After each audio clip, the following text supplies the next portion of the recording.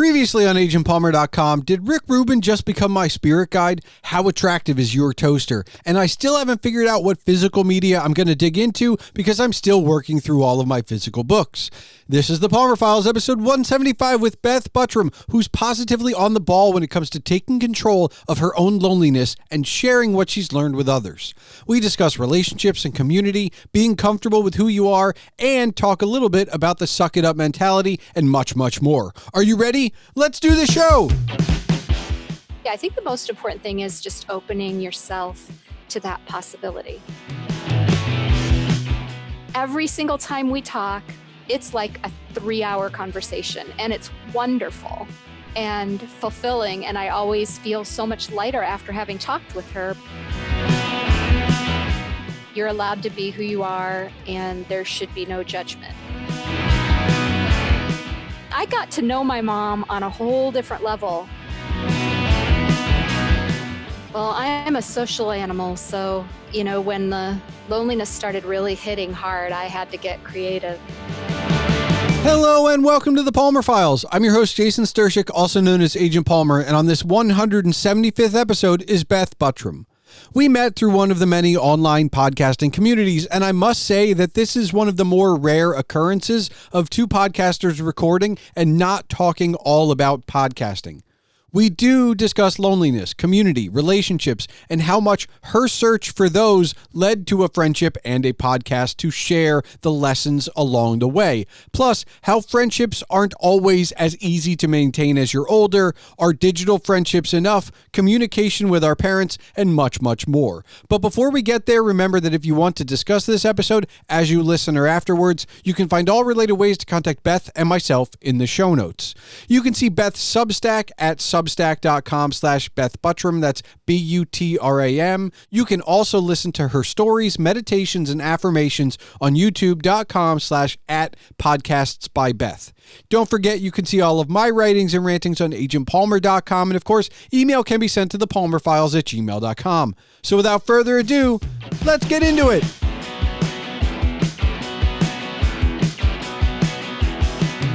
Beth, you are in and around podcasting, but all of, and you have a blog, so you do writing and talking and discussion, and it all seems to be around either is it sociology? Because it feels like sociology much more than psychology, but I guess it could be a little bit of both, or is it social psych, or whatever the difference is? Like, am I close? Is that your wheelhouse? I'm kind of between just adulting and mental wellness. I think those are the two kind of categories that it kind of falls into. Okay. It's in empowerment, resilience, encouragement. I just like the power of positivity without being toxic positivity. I talk about difficult subjects, challenges of adulthood. It started out all about loneliness, and then it kind of took on a life of its own after that. Did it start during the pandemic? No, that's probably a story worth recording, but it started with a friend of mine, and we went for the first 3 seasons, and then I kept going after that. And it started out because we were talking about how hard it is as an adult to find connection and make friends. Okay. What is it that makes it so hard? And so we kind of started looking into that, and that's kind of where we headed, and started with just the kind of whole thing about loneliness. And sometimes it's anxiety, sometimes it's you're just socially isolated, sometimes it's that you're just introverted and it's hard for you to get out there and make friends. So, and then that just kept all the different reasons why people feel lonely or have trouble making connection. So this is going to overlap with something that I usually come back to, but we'll start here. I'm lucky in that I have a lot of what I would consider healthy friendships. Some are close, some are not, but they're all what I would consider healthy. The thing about it is, outside of my one really close friend from high school and a few acquaintances from high school and my one friend from college and a few acquaintances from college. And even in those circles, everybody's scattered to the wind. Like we're talking about, we'll just say North America, or at least hours away. Nobody's up the street anymore. Right. I feel you. And there's no, we've reached out and we kind of know our neighbors, which we didn't before the pandemic. That's a direct result of like, oh, we should probably meet, like become friendly instead of just hi. And like, we're always friendly, but like, let's get to know some of our actual factual neighbors. There's no community anymore. There's nowhere you're going to go and collect. And we're not a religious household. So that's out, right? And I know that even if we were, that's a dwindling community, all separate conversation as well. So it's not like the church or the synagogue is going to be your haven for connection again. So we are kind of stuck with our own communities or thrive in our own communities, but they're scattered. And so healthy or not, my wife and my son are the people I see daily, and my friends are people I talk to on the phone. Right. Just because you have explored this for a while, I find that is enough, but I'm aware that there are people that I'm friends with where that is not enough. And balancing that particular instance of friendship and community, I find to be the hardest of all of them. Agree. It is difficult, and it depends on what your end goal is, really. Everyone, especially since the pandemic and beyond, has relied on digital friendships. So many more people are even working remotely and are becoming more self-contained. I like to say self-contained more so than isolated, but there is an element of isolation there, and you get used to it. And over time, that becomes your new normal. Yep. And then one day you might wake up and you might think, kind of like I did a little bit towards the end of the pandemic. I woke up one day and there was a lot of other stuff we could get into that kind of caused me to do a deeper dive into my own psyche. But I was like, I miss getting together with people and doing things. I'd like to be able to go grab a cup of coffee with a friend. I'd like to go to dinner. And I love my husband. I love my family. And it's great that we spend a lot of quality time together. But every so often you want to just go hang out with your own little tribe. And I realized I no longer had one. And so I had to start looking for other things. And I tried a lot. I tried volunteering, and it's always like a recommendation because it does work for some people. I tried doing the church thing and getting involved at church, but nothing was happening beyond the activity. Like I wasn't establishing friendships. I have a really sad story about like actively saying to someone, like I invited her to my house and told her I was, trying to foster friendships, and I got an excuse in response. And I was like, okay, I just like put my heart on the table and got kind of rejected. So I was like, okay, that's not working. And then finally I found, just by happenstance, this meetup.com for women of a certain age. And I had at the time just turned 50, and they were actually going to dinner once a month, because things were starting to open up post-pandemic, and it felt a little risky, but I was like starting to get really lonely. And so I went to dinner and I met B, who became one of my best friends, and we co-hosted a podcast for about 2 years together. And through that venue and just going back and back, I just realized how much I liked silly laughter and making jokes and a little bit of gossip and, things that just make life interesting, and hearing funny stories. And I have another really close friend. Her name is Jay, and she always has a good story to tell, and she tells it in technicolor detail and never runs out of stories to tell. So just entertainment value galore. And another friend, her name is PJ, and she's also just lovely. And I just started gathering this group of wonderful women who were in my age category and wanted to socialize every once in a while. So that was really lucky for me. I know if you live in a smaller, not a major city, and in some places, these kinds of groups, there's Facebook groups out there. There's sometimes there's community things at libraries. It just kind of depends. And it's hard to know where you'll find it. But if you open yourself to it, I know another friend of mine got involved with a trivia group on Facebook and met some really good friends that way. So you never know where they're going to be. I think the most important thing is just opening yourself to that possibility. Yeah, I mean that's that's how I met my wife. I mean, I met my wife through podcasting on Twitter. I wasn't I mean, I had just gotten out of a relationship. I wasn't looking for one. And then we started talking on the phone, and then, we met. Like we weren't looking, but I think, we were open to, even if it was just a friendship, we were open to it. And I think that, yeah, a lot of people it's a lot of work is what I'll say. And it depends on who you want to be friends with. A frequent guest of this podcast, Bill Sweeney, I love him. He's like a brother. If I don't call him, I don't talk to him.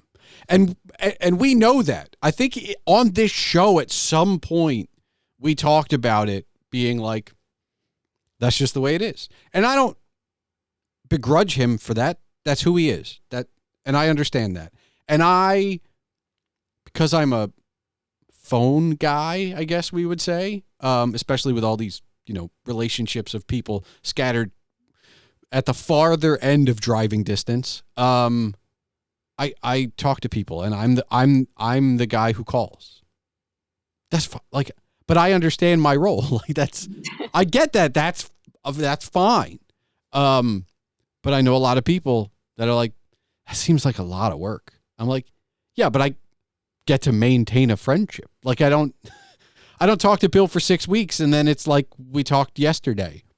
Oh no, like so I just kept missing him or whatever, and that's just the way it works. But there's an amount of work. It's kind of like everything. I guess the thing is the cliche that movies and romantic comedies kind of always put out is that sometimes you have to work at a relationship, especially a romantic relationship. But why should a friendship be any different? Like you can work very hard to keep your wife or your girlfriend, boyfriend, husband, whatever.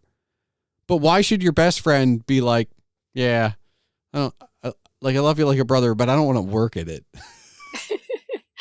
Well, I think sometimes, and I was actually on Threads earlier today, and somebody had posted something that kind of resonated with me about friendships and how they can be just as dramatic as a romantic relationship, and how much work it was, exactly what you just said. And I kind of maintain that a platonic friendship, a true, BFF type of thing, does require just as much work, if not more. Yeah. And you want it to be reciprocal, but you can't control or hold expectations for the other party. You have to just be willing to accept what you have. I have another friend who we talk once or twice a year, and I have known her since high school. Okay. So that's many, many years.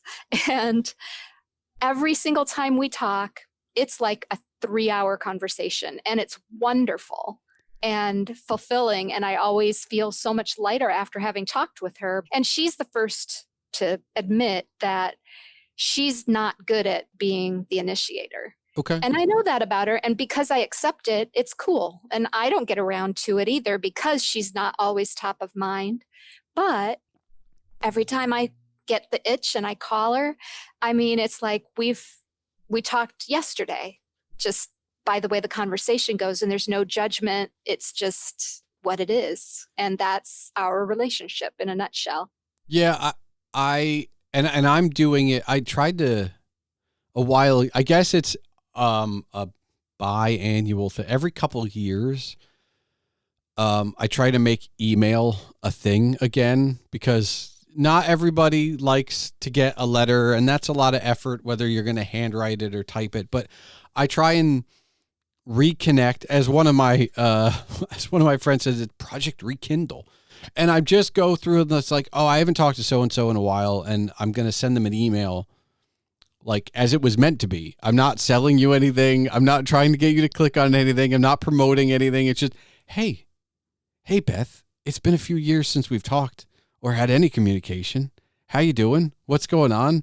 Hey, I remember you were working on that book. What happened to that? Like, just a genuine, like, when we think about what email was supposed to be, letters, but digital and instant, it's like that. And I'm curating a list of people that I want to get back to, and then I'll start drafting stuff and sending it off. That'll probably be my spring, I guess. But again, it's work. I have to, if I wasn't going through, I might remember one of their names. If I wasn't going through my emails and like cleaning out old stuff, I'd be like, oh, what happened to Matt? Oh my God, what happened to Tim? Like, just, like, you do need it. There's always a lot going on. We need a little refresher. Yep. Even within my ladies group, I'll attend something that gets scheduled, and all of a sudden somebody will show up that I totally forgot about because they disappeared off the face of the earth for months. And I mean, people get busy.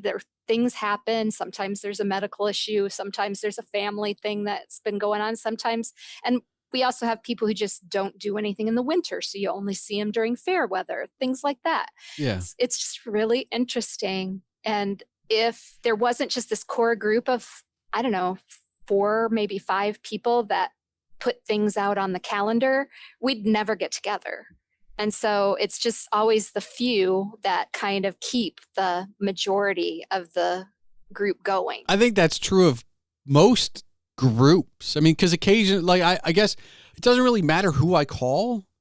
And I'm not going to say I'm the center of I'm probably just off center of almost every like circle I'm in. But because I'm the guy who reaches out, like, most of the time, yeah, I'm on for an hour. But a lot of it's like, hey, Beth, how's it going? Things are going well. Yes, I did talk to Matt the other day. No, I haven't talked to Bill in a while. But since I talked to him more recently than you did, here's his update. And so, like, just being part of that hub and spoke, and I guess part of it is, and this is generational, but I remember my grandparents being the hub of the entire family. And I know my parents are trying, but ignoring the generational part of it. Life's different than it was. Life's different for me than it's different for my parents than it was for my grandparents. Everybody's busy. No one has time for anything. I mean, you have to make the time, so it can be there, but it's not as easy as it used to be. And my parents are retired, and I don't think they sit around just calling family like I imagine my grandmother did. I don't know that she did that, but it just felt like, because she was so in the know, that's what she did. Even when I become a grandfather, I don't think that's going to be, I think things have changed too much. Fair enough. But you got to do something. I used to call my dad every Sunday. Okay. And that was our thing. We talked on Sunday afternoons. My mom probably a little bit more often. Now, when did you start that, though? Like, was that the moment you left the home? It was, I was in my late 20s, and he moved. We were living in Illinois at the time, and he moved to Vermont. Okay. After my parents divorced. And they didn't have divorce. And I mean, I had 2 kids by the time they split, but yeah, he moved to Vermont. And so I just started calling him, or he would call me. I don't even remember who started it. And it just became a routine, I guess. I gotcha. And then he remarried, and I continued that all the way until his dementia got to the point where you couldn't talk to him on the phone. And then I had to go down to Florida. He was in Florida by that time. So then I was going down to Florida and checking on him and stuff like that. So yeah, I still live close-ish to my parents have always been within an hour of me, but I had the pleasure of working for my dad for 7 years, much to the dismay of my mother, because I just assumed he would tell her stuff. Like, I would have lunch with my dad a couple times a week, and like we'd talk, not necessarily business related. And so I just never talked. My mother would call me once a month, like, "Hey, I exist," and I was like, "Well, I'm talking about like I just imagine my parents as a unit. So like I talk to dad, I'm fine. Like I'm covered." And now maybe it was a little pandemic stuff, but maybe it was, my wife moved in, then girlfriend right before the pandemic. And maybe it was a little bit of that where, just her relationship with her mother is a little bit closer. And I was like, yeah, I haven't talked, dad retired and I moved on to another job. And it's like, I don't talk to them as much. So maybe I should. And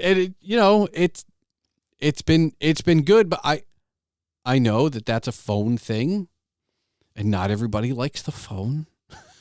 And so, I don't know what that would be if I've got friends who are just not phone people. I don't know what my relationship with my parents would be if I didn't talk on the phone. I guess maybe it would be text-ish, but I don't like text. It's a bad form of communication, people. Like, it's not good. Well, I started a habit of calling my mom. I had this crazy, chaotic, terrible 1-hour commute for 9 long years. Both ways? Each way. Okay.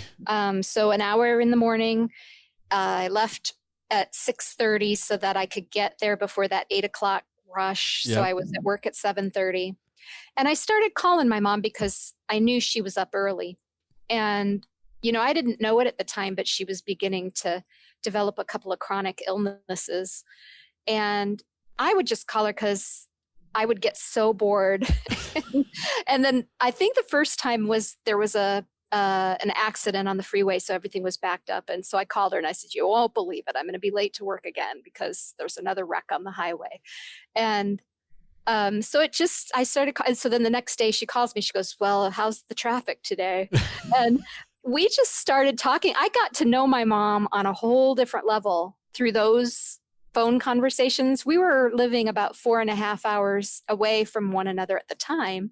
And I think, it gave her a little routine that we just didn't even intend to start. And then, so I would call her, and then on the way home, I would always listen to an audiobook. So it became like this routine, and it was kind of cool because we ended up talking about things. She worked in a hospital doing distribution through, she'd take medical supplies to all the different units.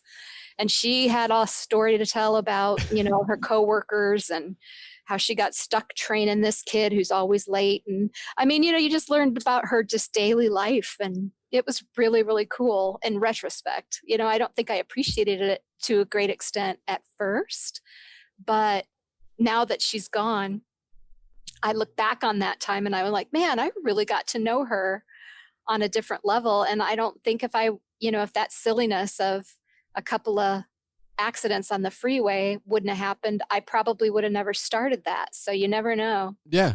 So Speaking of you never know, we've established that we both kind of are willing to work for it. Uh-huh.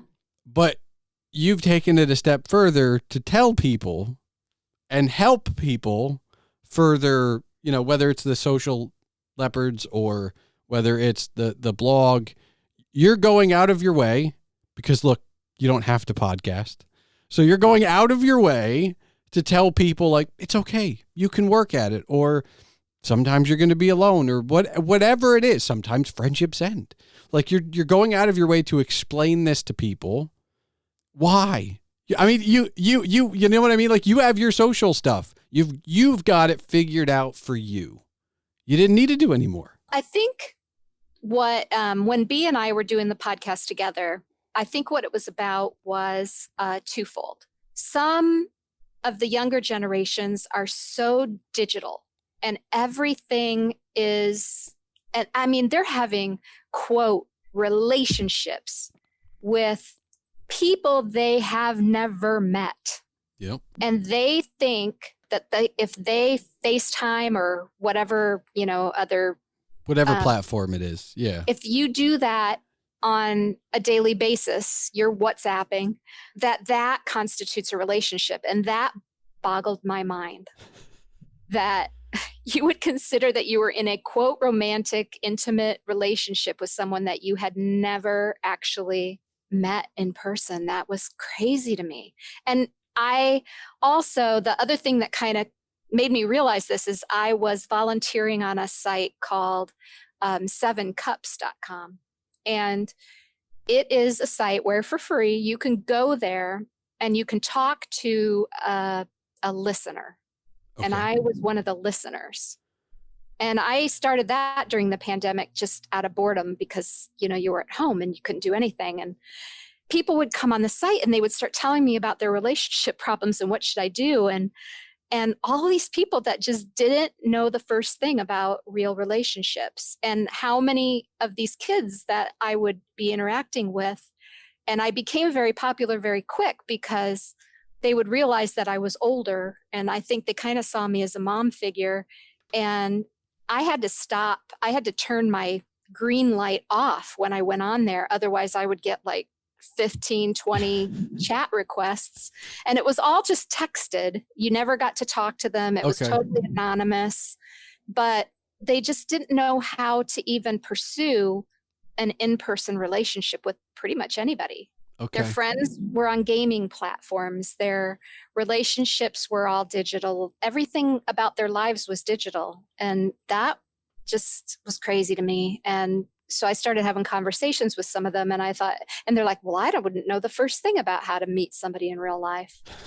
And that was and I had that conversation with my friend B and we started just talking about it. And then she was is a psychologist. And so she had a different perspective just about all the other aspects of why it's difficult for people to feel vulnerable or to, there's social anxiety, there's depression, there's all these other things, just being introverted in general, but still wanting a connection. And so we started kind of going down all of those pathways one episode at a time and exploring those reasons and trying to figure it out and talking to other people who had either seen their way through or were still trying to figure it out. Yeah, I guess there's a part of me I always wonder about my parents, my grandparents.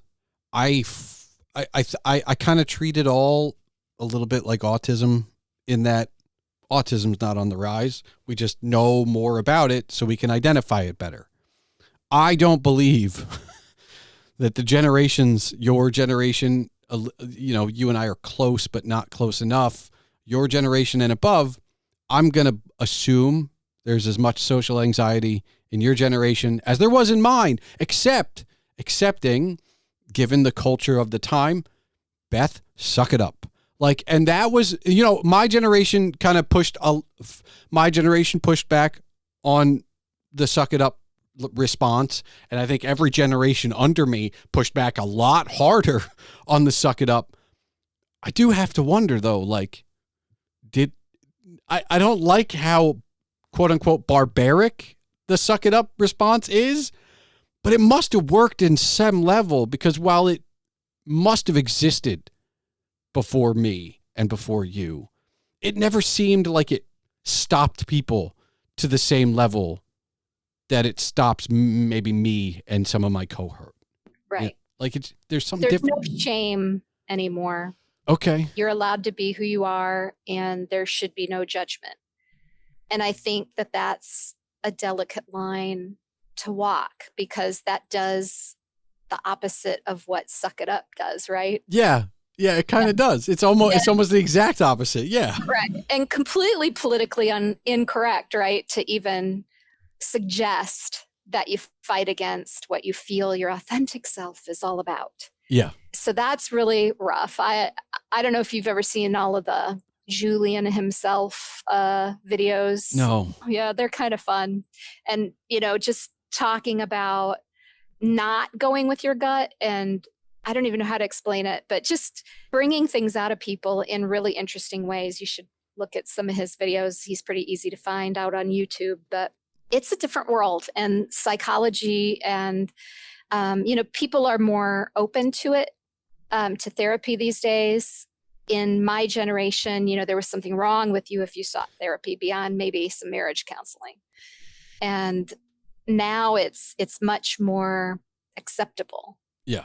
And I don't know what that means to society. I mean, I guess it's weird because there's just from here, and look, I have social anxiety, and I've worked through it without therapy or drugs. I'm not better, but I can live, and I can go out, I can do things. But I also feel like therapy is somewhere closer to the I am who I am than the suck it up. So, you know what I mean? Like either there's going to be a breakthrough or you're just going to feel more comfortable being who you are. Right. And being more comfortable who you are doesn't necessarily mean that if you're afraid of flying, you're going to get on a plane. So right. There's this vastly different, and yeah, I know social norms change and I understand that that's kind of the way things are. I do worry that like, if we're not in a cycle right now and people are going to come back to the social end of the spectrum, that like, could be kind of lonely for a lot of people for a long time. Mm-hmm. I hope not. I mean, that's kind of what you are putting out there is try some things, do some new things, hear someone else's experience. Right. And, there's a lot out there trending about letting go of so much digitalization and getting out there and, putting your phone down and taking a walk for no particular reason. And I mean, there's some definite health impacts that are very good about just getting outside and getting some sunshine, right? You can't, vitamin D is science. Yeah, there's nowhere else you can get that. Right. And, the whole effects of, I think in this day and age, I don't remember growing up and hearing anything about serotonin or cortisol or any of that. No. And now it's all over the internet, and you can Google all your symptoms and try to figure out what's wrong with you on the internet. And, that didn't exist when I was growing up. So, it's just everything is so different these days. It's hard to not try to evolve with it. Well, so that's a good question because I am the last generation, because I'm in my mid 40s right now, but I'm the last generation that had the same childhood you did. And I know that because I'm an only child, but I have friends with younger siblings. And because the internet kind of cracked when we were in high school, our elementary and middle school was maybe TV was different for us, but everything else was go outside, don't be in front of the TV, come home when the lights come on. Yep. You could tell me when you're at so and so's house.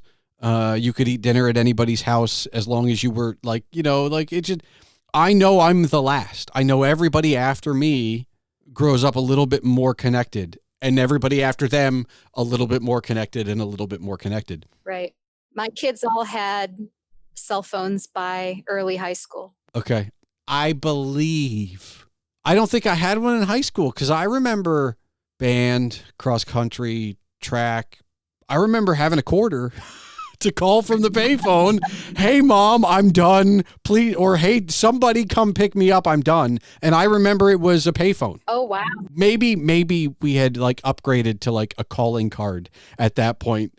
So I didn't need to carry the change. But I remember it was, I don't think it was until college that I got the cell phone. Oh, I bought my little one. He was in marching band, and all his stuff, it was the middle of the night sometimes when they came home, and I volunteered for his marching band, but I wasn't going to all those away games. And I would be like, yeah, you just wait, call me and wake me up and I'll come get you whenever you get home.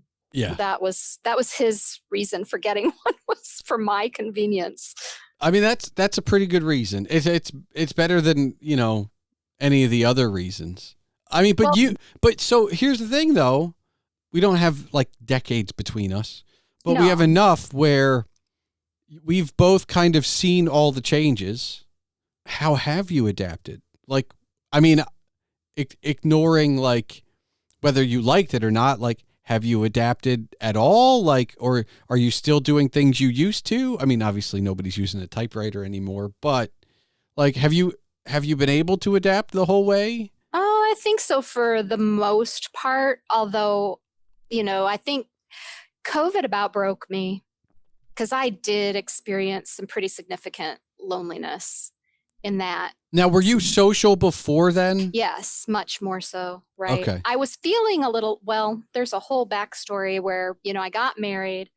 I moved 60 miles north of where I was. And that transition to a slightly smaller college town was pretty difficult. I was having trouble connecting with people. So, And your whole circle was 60 miles down the road. right. And then, so then that circle, you know how it is when you're not around, it starts to kind of decline. And then all of a sudden I kind of woke up one day thinking, oh man. And then my dad got sick. And so then my focus kind of went that direction. And then after he passed and I was through all of that grief process, we could have a whole nother show just talking about that. Then I decided I needed to get some kind of connection. So what I ended up doing was going back to my younger roots. I just kind of was like, well, what did I used to do that really fulfilled my passion? And the things that I like are singing and theater and, Okay. just kind of that kind of stuff. So I joined a local community theater and I did a little bit of everything there. I did everything from bartending to stage managing to running the lights to acting and everything in between. So met a whole lot of people that way. And then COVID hit. Okay. But that was kind of like my outlet for that period of time. I need to so sadly, before the pandemic, my thing was podcasting. And at the time, podcasting was very closely related to Twitter. And so I met all these people. But I met all these people all over the place. Like I'm on the East Coast. So while it's cool to have friends in, say, Oregon and California, like that, we're not hanging out. Like that, it's just not happening. And so, yeah, I mean, I always had those friends, but again, if they're not down the street, kind of the way we started this conversation, if they're not down the street, you need to make an effort, because if they're not down the street, then it's, are you free for me to drive 90 minutes, 2 hours, 3 hours to get together? At what point for either you or me is it too far to do in a day? And so now I have to worry about an overnight and where can I stay and how does all and the logistics of, and you have a family or you have a wife or you have kids or you don't, or like you have a job that's not 9 to 5 and you don't have weekends and you do. And what it just gets, I understand it. I get it. And I have to say, hearing just the briefest of your story, the fact that you went back to theater and found community there. Like I know COVID kind of put a wrench in it, but the fact that you even went out there at all should be applauded. Cause I don't know how many, I don't know that I would have thought of that as an example. Well, I am a social animal. So, when the loneliness started really hitting hard, I had to get creative. And that was just, that's not for everybody, but that was I had to dig deep to come up with ideas. And God bless my husband. He is such a good man. And talk about an intentional friend. That man has friends like you all over, but he has managed to turn that into reasons to travel. Okay. So right after it was before he retired. He wanted to go on a road trip. He had his, the whole thing, when I first met him, the day I met him was the day after he had picked up this souped up 2005 convertible Mustang. Okay. And it was a complete red flag for me. I wasn't going to have anything to do with this man because he bought the chick magnet car. He was going to be, out carousing and probably going to have 6 girlfriends by next Tuesday. And we met at a singles event in the big city of Indianapolis. And I couldn't figure out why, because he lived like a whole hour away. And I'm like, why would you come down here? Are you that desperate? I mean, I like couldn't figure him out. But he got in that car like 6 months after I met him, and he drove the Route 66 or Route 66. Yeah. And he had friends in several places along that, or close to, that had retired, that he still kind of stayed in touch with on Facebook or whatever. And he made plans to go visit.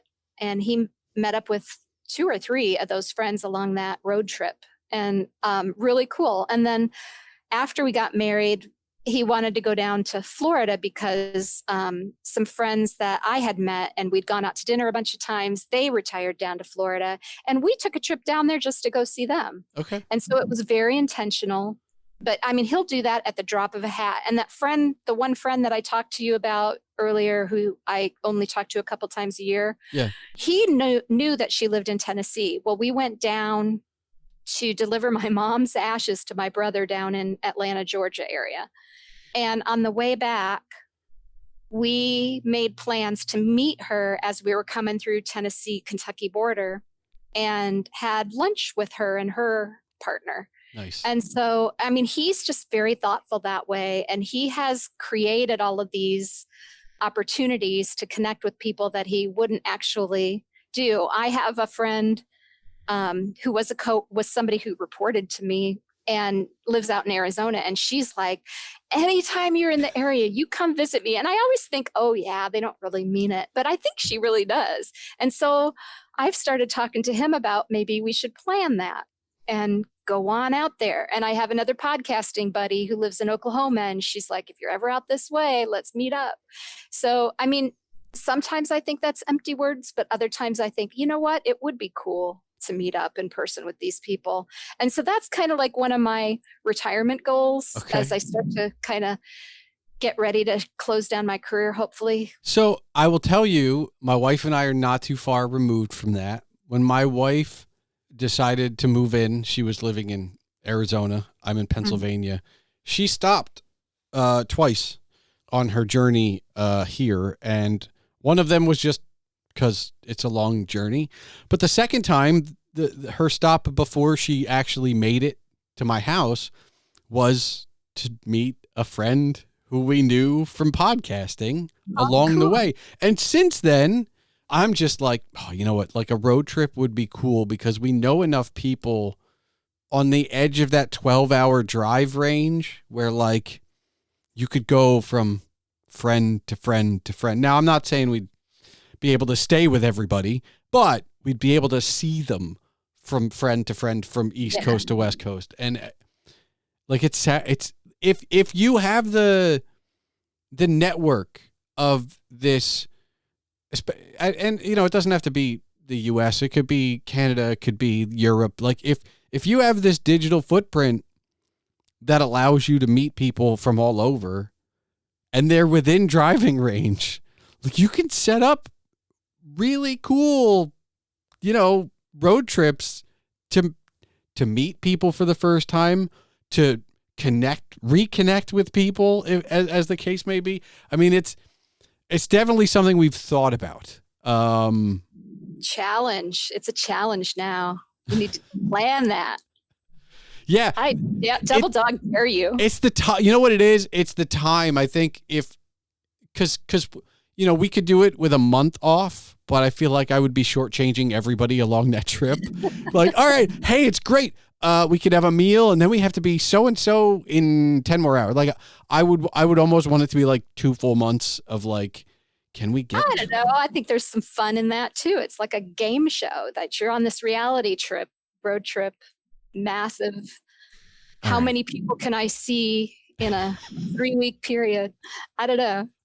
All right. You can make it anything you want to be. I'll consider it. I'll consider it.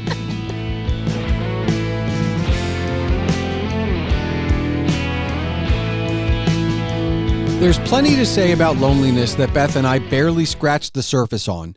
And I've implored you before, especially if you're a longtime listener, to reach out to someone if you think of them. I wonder what Grant is up to. I'll just call him or email him or text him and find out. These things are not easy. Friendships, meaningful relationships, platonic as well as romantic, are two-way streets. They take a lot of work and sometimes even hard work. But as I say this, I know people seem to love an intermediary when it comes to advice. You must have encountered this before. You tell someone something, and you tell someone something, and you tell someone something, and they don't do it until they hear the same thing from someone else. So, since this episode is coming out as I'm reading Michael Caine's 4th autobiography, Don't Look Back, You'll Trip Over, I'll quote him and perhaps that will resonate more. And as a third party for passing on knowledge, he's legendarily overqualified, but nonetheless, quote, friendship, like everything valuable in life, is something you have to work at. Not in the sense of a chore, but taking active steps to keep in touch with people who matter to you, end quote. So reach out, do the things you have to do, the things that must be done. Don't go quietly. Call people, reach out to them, let them know you care. No matter how long it has been, you'll feel better and you'll probably make their day. Thanks for listening to The Palmer Files, episode 175. And now for the official business. The Palmer Files releases every 2 weeks on Tuesdays. If you're still listening, I encourage you to join the discussion. You can find all related ways to contact Beth or myself in the show notes. You can see Beth's Substack at substack.com/Beth Butram. That's Butram. You can also listen to her stories, meditations, and affirmations on youtube.com/@podcastsbybeth. The music for this episode was provided by Henno Heitur. Email and comments can be sent to this show at thepalmerfiles@gmail.com. And remember, your home for all things Agent Palmer is agentpalmer.com.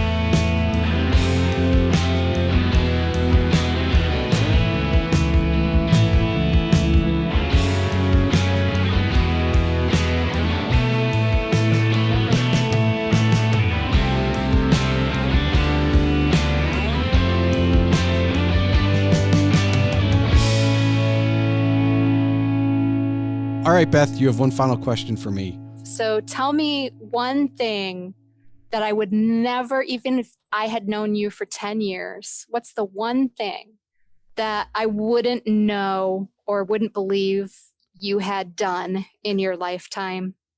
Like something you haven't told hardly anyone, or it was so long ago that you kind of forgot about it.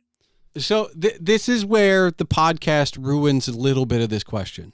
Aw. A little bit. No. Talk about it all? Yeah, I mean, I have talked about a lot of it. So like within the last, so let's assume you're a friend, but you, for the last decade, you've been a friend, but you don't listen to the podcast.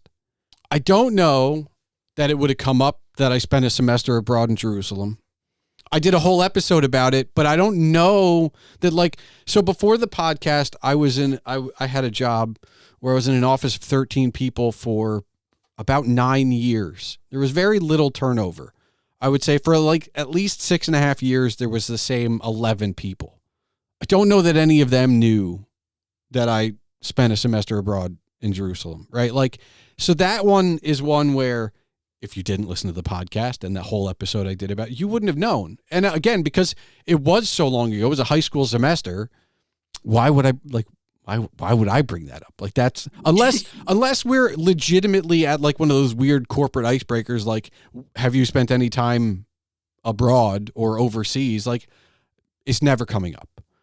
I think on a daily-ish basis, like, I play guitar.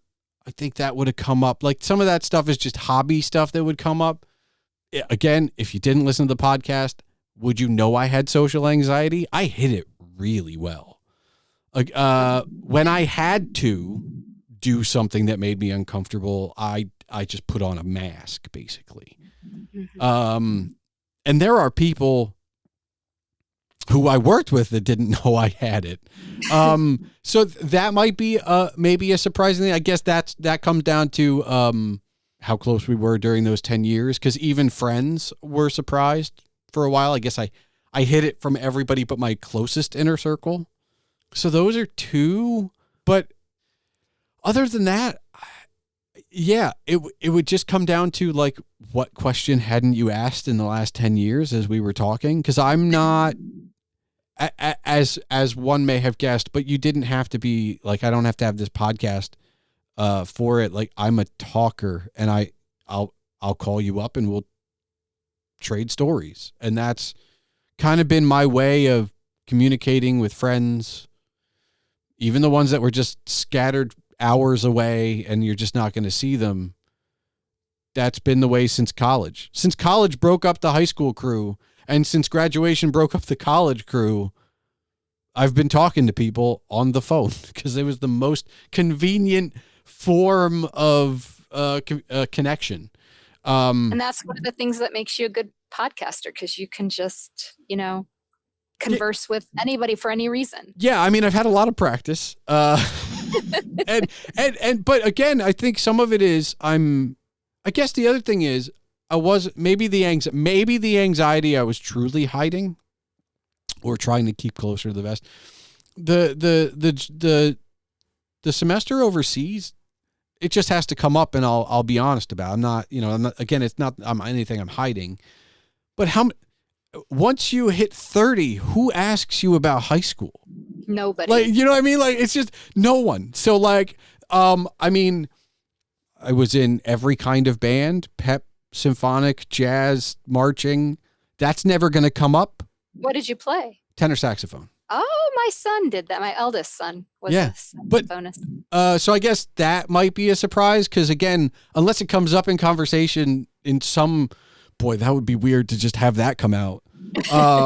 Just like out of nowhere, like, oh yeah, so I know we've known each other for a few years now. What instruments do you play? Like, that's like, it just doesn't come up. So, obviously there are things, but it's very weird when you put it that way. Because, but I'll go a step further.